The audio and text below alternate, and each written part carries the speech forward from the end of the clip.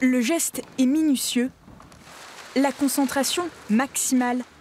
Ces tableaux s'apprêtent à parcourir 400 km. En Île-de-France, une exposition sur la vallée des Peintres ouvre le 1er février. Avant le grand départ, chaque centimètre est scrupuleusement étudié. On vérifie quels sont les endroits les plus fragiles, notamment les craquelures, qui font partie du vieillissement naturel de l'œuvre, mais qui peuvent être la première étape avant une perte de matière.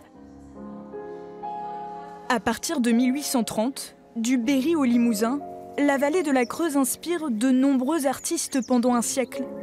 Claude Monet, Armand Guillaumin, Eugène Alluot, les artistes impressionnistes se succèdent.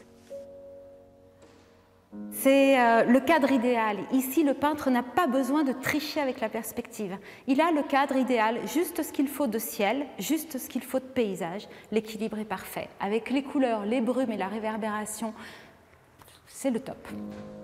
Une source d'inspiration longtemps oubliée dans l'histoire de l'art. Certaines de ces œuvres historiques ont été exposées pour la dernière fois en région parisienne en 1931. Je pense que les Creusois seront fiers que des œuvres qui représentent des paysages de leur département soient exposées en dehors du département, dans la région parisienne. 24 tableaux vont prendre la route de Rueil-Malmaison. Certaines œuvres d'art ont été spécialement restaurées pour ce grand voyage.